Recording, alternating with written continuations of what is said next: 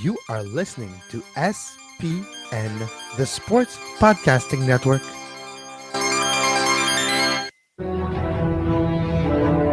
من هناك لشوارزنيجر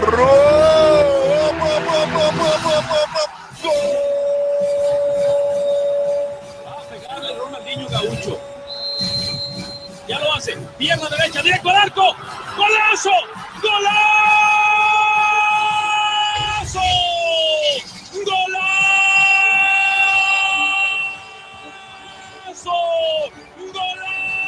This is Soccer Today, live on SPN Radio, your new live show about the beautiful game in all its glory, with Duane, Rollins and Kevin Laramee. MLS, EPL, La Liga, Champions League, all is fair game. Powered by the Sports Podcasting Network. Visit us at sportspodcastingnetwork.com. Thank you, Grant. How you doing, Kevin? Doing pretty good. It's Friday. It's a big weekend in the world of sports, Duane. Let's just take a quick look at my weekend. TFC tomorrow night, FA Cup final on Saturday, the Grand Prix of Monaco, the Indy 500. It's a good thing Premier League is done because, well, I would not have enough time in my weekend. We got the FA Cup still. You have to see whether Chelsea pulls off the double or not, which is, look, let's talk about that for a second. If Chelsea does pull off the double, like how good is this team? Like, I don't think we've given them enough respect this year. They did what they needed to do. One of the comments on Football Today on Sportsnet World, which is from the Premier League coverage in England, they mentioned that this Chelsea team might be the most worthy champion in a while in the Premier League, just because of not the fact that they gathered the points, but 30 wins. But it's how they did it. It's the evolution of tactics and the evolution of that roster, and everybody had a role. It's how this team was built and managed that felt like people are really the pundits are saying this team is very worthy and impressive. And when the pundits and former players especially are impressed in that way, we have to give them credit. Yeah, you're right. I don't think we have given them enough credit this year, and it's me maybe in a way that I don't want to flaunt my blue in front of everybody's face, but no, it's impressive. And when they do the double tomorrow, it'll be very nice. Well, when, look, it's been, I think the reason we're not giving them as much credit as they probably deserve is because it's been so boring. They just made it boring. Not their play necessarily, but just the race. There was no race. We declared them champions in November, Kevin, and that makes it very difficult to really stay excited about that. But I think if they win tomorrow, and in many ways, I think this might be the bigger story for them is going for this double, especially with the opponent, Arsenal, right there, and all the storylines around Wenger and whether he stays or goes, or Wenger out, Wenger in, whatever. It just makes it a better storyline tomorrow, whereas the title race just wasn't, and that's to their credit. Did I tell you that I saw a Wenger out sign in the last F1 race? No. It was in Spain. It was a Wenger outside. So, yeah, it's actually past the point now, right? It's not fun anymore. It's not cool anymore. Like, it's society has got a 2 week span, right? We got a 2 week attention span now. And when it's 2 weeks, that's like a lot. So we have like a week span in conscious. The society's public consciousness, right? What we all share, the TV, what everybody talks about. It's like a week span. So yeah, the 2 weeks of Winger out there is done, but it was pretty big. Yeah, Okay, here's the thing though. Just for the record, I have a Tinder date tomorrow with an Arsenal girl, so I have to cheer against them. So I apologize for that, Kevin. That's all good. Yeah. And okay. next Hannah, week, if you're listening, we'll say hi. Yeah. I'll get you tomorrow. But anyway, yeah. All right, next week when it's the on. next one, maybe she'll see the light, and you'll have a Chelsea one, and maybe that will be the one. There you go. All right, Duane's Love Life, another podcast all together. That's a totally different podcast. I don't know if people want to listen to this one. No, I don't think anyone wants to listen to that podcast. All right, moving on. It is Friday. We have to be a little levity on Friday is good. Kevin, all right. Flipping the topic completely, because there's no segue from what I just said to this. I want to talk about the New York Cosmos, and I want to talk about our friend Luis Hernandez. who is going to be on the show on Monday. And they recently, this is Cosmos Country, which is a great podcast, a great NASL podcast, one of the best fan-driven podcasts that are out there. They decided, and websites, they decided to shut things down based on what can only be described as a bullying tactic by the Cosmos that criticized the team. And this led me and Kevin to have a conversation that we started earlier this week that is basically this. Is the NASL dead? No one is talking about it anymore. Kevin, is the NASL dead?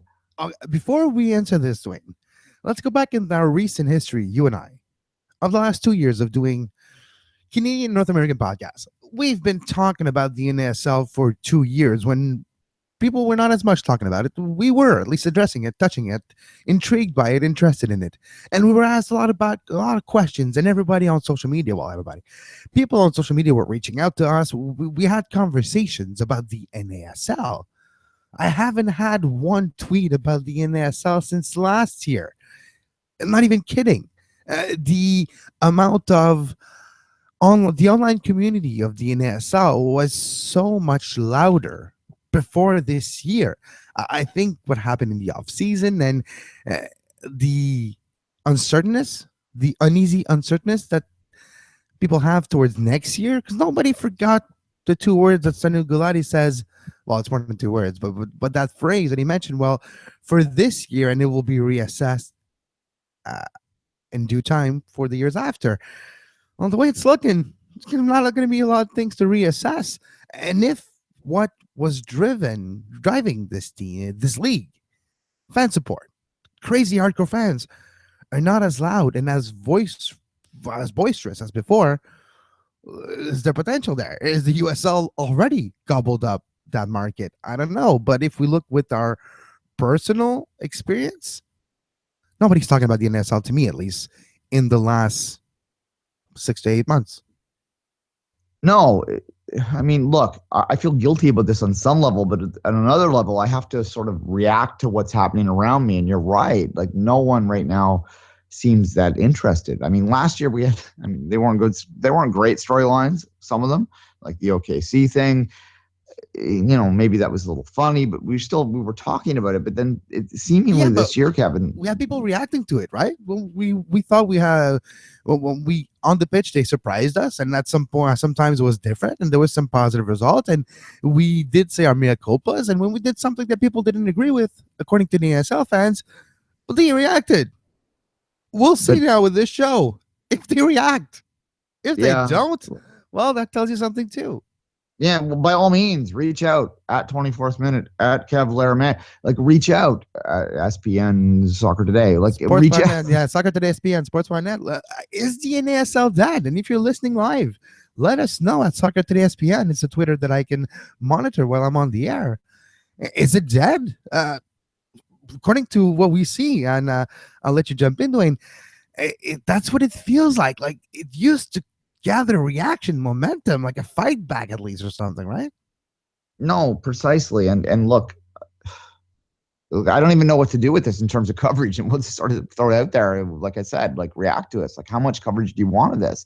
It's hard. Like, there's only so many hours in the day, right? Like, I watch a lot of this game. I work in this game. I talk about it every day, but like, do I want to dedicate another couple hours a week to following this league? Because basically right now it seems like, why? It just seems like, why would I? Because no one seems to care. The Deltas maybe a little bit. Yeah, I kind of like that. The Canadian Men's National Team South. I do like the Deltas, but okay, let's just finish with the Lewis story, right? So sure, because we actually kind of jumped in, but the Lewis story, Duane, how do you put it in perspective for a second? That one speaks to me a lot, because what they were is they're an independent journalistic sort of source, right? That was trying to both cover the team as a fan and critically, while maintaining a level of criticism, right? And that's something that's very difficult to do, and something, as I said, that speaks to me as someone who's done that since 2008 or so. I've covered TFC, but have been a fan at the same time for a long time, and it's a difficult sort of line to bridge. And I'll give TFC this amount of credit. They've always been very good about not caring about what your coverage is. I know a lot of people now today think that I'm very high on the team, that I'm maybe a fanboy. That's a load of crap, because I'm not. But the point being, the reason I'm like positive about TFC nowadays is because I believe they're doing good things. But in the past, I was an asshole to them, Kevin, bluntly. Like, I was not very nice to TFC. I was very critical of them, and they never said a word. And they've always given me a pass. They've always given me access. They've always given me everything that I needed. Maybe I'd like a little bit more access, but I understand why that doesn't happen. We would all like to have Javinko and Altidore on the show every few days. But, like, come on here, people. I know. The point being, they've never denied me the ability to go to training if I want. So, like, I can get Javinko because if I go to training for like 6 weeks straight, I'll get him eventually, right? So they've never denied me that. But the way that the Cosmos reacted to what was very, if you read the story, and maybe we'll get the links out a little later. I'll put them on my feed anyway. And you can find the article on Empire Soccer, by the way. It's entitled "The Trip to Saudi Arabia Raises Questions," something similar to that. And you'll find it on Empire Soccer. You can find it on Reddit. It's voted quite up top on MLS Reddit and ASL Reddit especially. So you can find the article that mentions what Lewis talked about in this podcast that actually led to bullying tactics by the Cosmos and by the owner of the Cosmos. Yeah, what this is it's incredibly, like, it's mild criticism that if they can't handle this amount of criticism, like, what the hell, guys? It's not like anyone else is talking about the New York Cosmos. Like, why are you pushing away at this point? Well, right? It's not. It's why. Why did it struck a chord?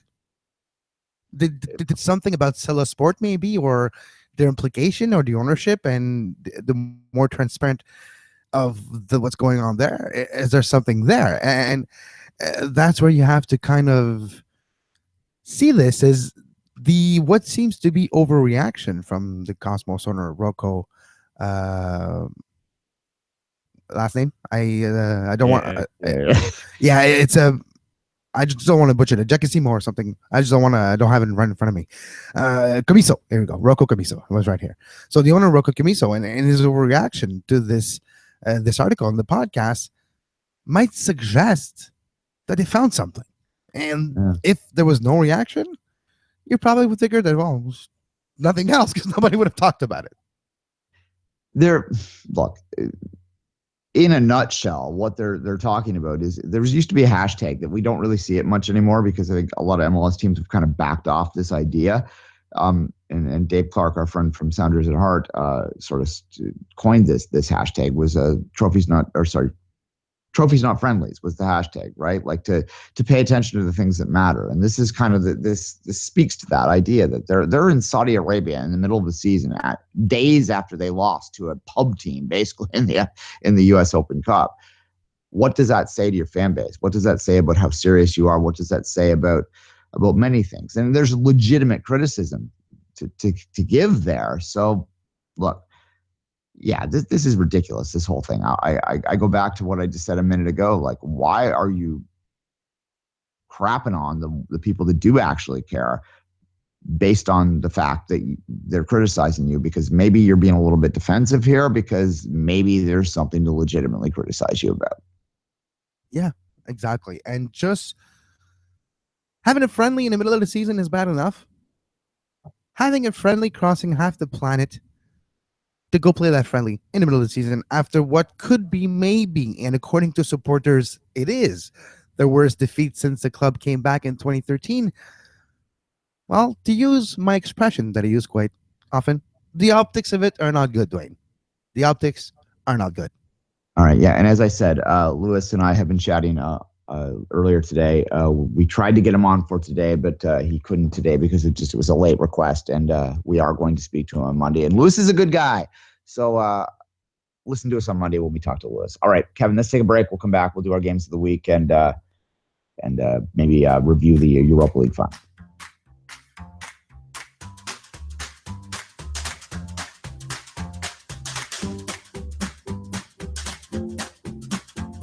You are listening to Soccer Today, live on SPN Radio.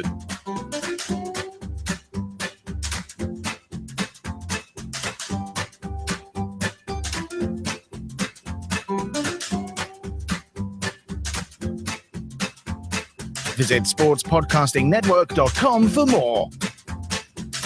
full disclosure here. I just looked at the clock. I go, what? It's already 10:17? Jeez. That went quickly. Yeah, there you go. 17 minutes on the Cosmos and NASL. Like I said in the last block, if you want to reach out, if you're an NASL fan that listens to us, thank you, first off. But reach out to us as well. We'll provide the amount of coverage that it warrants. And we don't mean to offend. We just, in our point of view, that's what it looks like. It looks like the old mall that has been like where the Zellers is closed. Okay, for the Walmart is gone. The Walmart is gone, and there's like 4 stores left in the mall, and it just doesn't want to quit. That's what it feels to us. So let us know. React on social media at Soccer Today SPN, at 24th Minutes for Duane, at Kev Laramee for myself. Is an ASL dead? Fair enough. And for our American listeners, Zellers was Canada's equivalent of Walmart before it went under and was purchased by Target, and then Target went under up here, and so it's all very. So now we have only Walmart left. Yeah, I think it was a Walmart one. Walmart one. That should actually be like if the world had like a supporter scarf, like the globe had a supporter scarf, it would just say Walmart one. All right. On that note, I was going somewhere with this. I don't know, Kevin. Yeah, speaking of winning, let's talk a little bit about. First off, there was a very nice gesture yesterday by Manchester City and Manchester United. They donated collectively £1 million to the support donation group. I don't even know how to describe it. To the relief group. Yeah, the relief group, you could say. Yeah, for the victims of the bombing on Monday. And look, some people have criticized it because it's too small in their mind, but I don't know how you can criticize £500,000 each. Like I don't get how you can criticize that. What's important about that gesture, about that sort of donation, is the fact that these two clubs that hate each other, that's we want, managed to come together for the greater good, and I think we should all applaud that. So they hate each other but love the city. Yes, exactly. It was for the benefit of the city, and Manchester is purple this week. If you follow what I just said. All right. Moving on from that. Neither are winning a trophy anyways. So they're well, yeah, let's talk a bit about that because we weren't together yesterday. United did win a trophy. Yeah, Europa League final. Yeah. What do you think about that game? It went. It was what it was. United was clearly the better team, and as much as Ajax wanted to be there in the play and the run, the quality of United really showed, and that's what you saw over at the end of the game with Pogba, Mkhitaryan scoring the 2 goals, and cream rises to the top. Well, in Europa League, the cream was United. Yeah, I tweeted out during the game, and look, I don't mean to take away from. I'm a City guy, so everyone understands that I always mean to take away from United, but nonetheless, I don't necessarily in this particular circumstance mean to take away from their victory because they were the best team and they clearly deserve to win. But I tweeted out during the game that there was literally no excuse, is what I said, for Arsenal not to win this championship next year. And what I meant by that is if you looked at that game and you watched how it played out, like it was clear how much superior the Premier League was to every other country that's in that league. The only reason in my mind that Arsenal should lose the Europa League next year is if one of the Spanish teams wins. It really should always be the English team and the Spanish team in the final because the gap in quality is just that big, and that was clear by what was happening on the pitch on Wednesday, Kevin.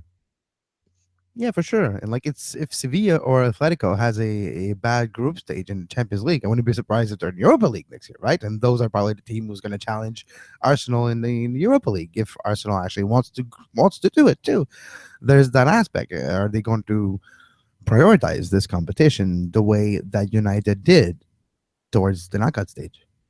Yeah, and look, I'll say this too. I'll give United credit.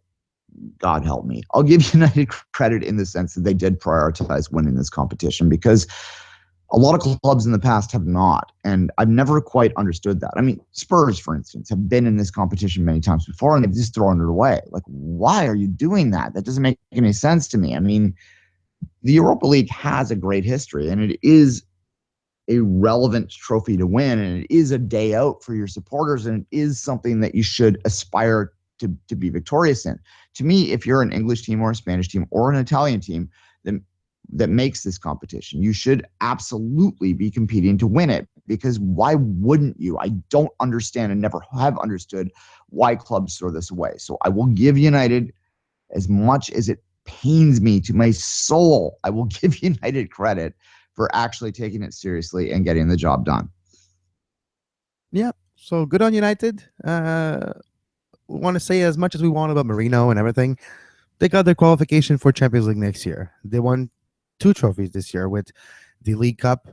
I forget what the branding is. So the League Cup, and I think it's just the I think it's back to the League League Cup, right? The EFL League Cup. So the League Cup and the Europa League, Yeah. 2 trophies, not too bad. Sure. All right. And Hey, it's not Manchester is the purple, 2 as I said. brightest trophies, but it's 2 trophies. It's 2 trophies more than I won this year. It's the poor man's double. Yes, exactly. Nonetheless, and when I watched the game at Scalawags here in Toronto, and when I walked out, they were singing anti-city songs. They were singing, "This is how it feels to be city. This is how it feels to be small." And I thought to myself 2 things. I thought, first off, shut up. Second off, this week, really, and third off, I said 2 guys. I'll say 3. Yeah, sure, you win. All right, moving on. I don't want to talk about United anymore. Kevin, what would your game of the week be? Well, in MLS, it's tough kind of week, but there's a big game tomorrow on Big Fox, live on TSN2 as well. MLS Live and Fox Deportes in Spanish. Seattle, Portland in Seattle, 2:30 p.m. Eastern time. So that would mean 11:30 a.m. Seattle time, which is quite early. But if you get the CenturyLink rocking, it's a rivalry game. This could be my game of the week tomorrow afternoon. Fair enough. Yeah. Well, obviously that's the one that everyone's going to point to. But look, I mean, the game of the week to me is the FA Cup final. We talked about that a little bit off the top.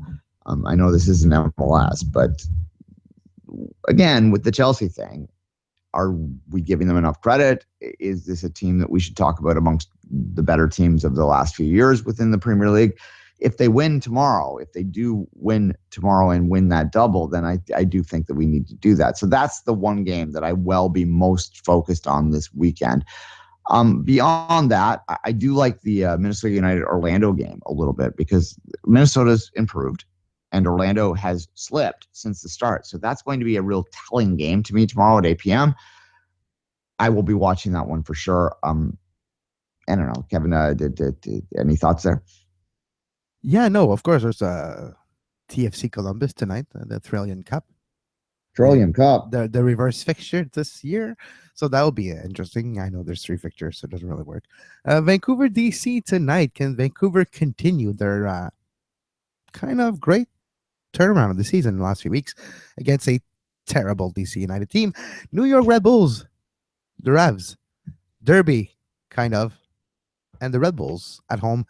Can they turn around the situation? Jesse Marsch has been outspoken over the last few weeks by his deception of his players and saying that he's taking the blame on him and didn't prepare his team correctly.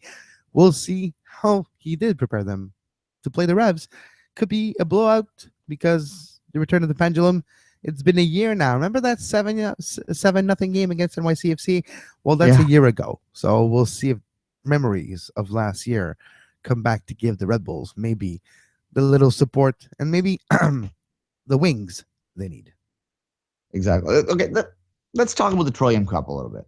Not necessarily the game. Let's talk about the actual concept that is the Trillium Cup. Kevin, is it time to get rid of all these stupid rivalry trophies? Well, the thing is, if you give too much credence to those trophies, you dilute the idea of a trophy in itself in the league. Instead of just having a few trophies that every team battled for, which gives the aspect of rarity to your trophy, which gives it its value when you win it and the value of it. If there's too many trophies, that feeling is diluted, right? The importance of one trophy gets lowered because there's so many trophies. So you have like trophy fatigue. I'm exaggerating here, yes. But it's the feeling I have, example, for the amount of belts in boxing, for the amount of those type of things, right? So if there's too many things to win, it gets complicated, convoluted, and it already is for 2. How many times a year, Duane, do you answer the question, So the Canadian Championship and the league, I don't understand. Why is there two leagues, two Battlefront? I don't get it. Imagine if you're trying to explain what the Rocky Mountain Cup is, or what the Trillium Cup is to a casual. Yeah, try that. The Rocky Mountain Cup. Our friends at Vocal Minority, Duncan Fletcher, he refers to the Rocky Mountain Cup as the cup that contains the ashes of John Denver, which is gleefully irreverent. I do like that, but That's no, kind of dark though. That's kind of dark. Yeah, well, that's the Vocal Minority, and their best is kind of dark. Look, the Trillium Cup to me is the epitome of stupidity when it comes to MLS Cups. Why in hell? Like, I can explain this in a logical level why they created this rivalry thing in the beginning, but we're talking like 8 years ago when this thing mattered. Like, there was a rivalry there at one point. Like, the fans hated each other. There was TFC travel down, blah, blah, blah. They were the closest two teams together, but it's not the case anymore. So the idea that after the game on tonight, on Friday, that there will be a presentation of this really ugly, long thing that looks like a tin pot, it's embarrassing, man. It's embarrassing. Why are you giving a trophy away for this? Yeah, and I think like Toronto and Columbus is the epitome of that idea, right? Because they don't really have anything to do with each other. Like, Not anymore. Not anymore. And back then, maybe it was the closest thing to a rivalry, so that's why it was hyped this way. But yeah, like that feeling is lost, right? Since Vancouver, since Montreal, since Toronto has been good. Like it's a fleeting thing. It was like, yeah, there was a rivalry there when they created it. It's very MLS 1.0 is how I'd put it, because it's so marketing, right? At the time they said, oh, we need to make this more important. Let's make a trophy. And look, the trophy is really ugly. If you ever seen the Trillium Cup, guys, if you haven't, Google it. It's really ugly. One of my favorite things ever. One of my favorite things would be like a flashpoint memory that'll go across my mind the day I die will be Torsten Frings getting the Trillium Cup and looking at it going, what the hell are you giving me? Why? What did I do to you? Why are you giving me this? Why am I getting a trophy, man? Anyway, the Trillium Cup and those Supporters Cup for me are like water in your hands. It's going to stay there for a little while. It's going to be cold. It's going to be wet. And eventually it's just going to fade away and drip. All right, I'm gonna steal the Vocal Minorities bit here a little bit. This isn't quite as dark. On the last week's show, and I do encourage you to listen to the Vocal Minority. They're all friends of mine. They're very funny. It's a different kind of take on what TFC is. It's a good podcast. But nonetheless, on the last show, they asked what we should do with the Trillium Cup if Toronto wins it, where you should display it. So I'm going to ask you, Kevin, if Toronto wins the Trillium Cup today, where should they display this piece of glory that they won? Close to a foundry, so it has a chance to fall in. And then you're like, do we build another? Let's just forget about this thing, guys. Let's just forget it. So maybe that's what you need to put it on a mantle close to a fireplace. And maybe during celebration at Christmas, somebody nudges it while having too much to drink and it falls into the fireplace. There you go. Yeah, I'm going to steal one of their answers to end my show for today. It was they felt that they should give it to one of the kids that are making minimums, to Raheem Edwards, say, so that they can plant flowers in it to impress their girlfriends. That's what I think you should do with the Trillium Cup. It would be a interesting centerpiece on a table. Good talking point. So, what do you think of this? This is a soccer trophy that I won. How do you like my? Do you like my Trillium? Come on, like my Trillium. All right. On that note, all right. Quick prediction before we say goodbye. Who's going to win the FA Cup? Well, Chelsea's going to win the FA Cup, and on Sunday, May 28th, it's the second leg of the Liga MX final, the playoffs of the final, the Aguila final between Tigres and Chivas. Tigres can go for. I was going to say the double, but no, it's Pachuca that won the CCL. So maybe not the double there, but Tigres did win last year as well. So Tigres could win the championship in the Liga MX playoff on Sunday. So Gignac, it will be interesting. He's touted to maybe become an MLS player in the next few windows, maybe. So André-Pierre Gignac for Tigres will be interesting to watch on Sunday. So maybe that's my other game of the week is the Liga MX final on Sunday. Fair enough. All right. My FA Cup prediction is that Arsenal will win because I'm worried that if Hannah's listening, that she'll not show up if I don't predict that otherwise. Hi, Hannah. All right. On that note, Kevin. She might not show up now. Probably not. And I don't blame her. Say goodbye, Kevin. Until Monday with Lewis. And this is the Cosmos Country Podcast. Long live to This is the Cosmos Country Podcast. You guys brought a great contribution to the table, and I hope you reconsider. And until Monday, 10 a.m. with Lewis, as always, I'm Kevin Laramee. You can follow me on Twitter at Kev Laramee. Follow Duane at 24th Minute, and the show at Soccer Today SPN. And as always, have a great soccer. You were listening to SPN, the Sports Podcasting Network. Visit us, sportspodcastingnetwork.com.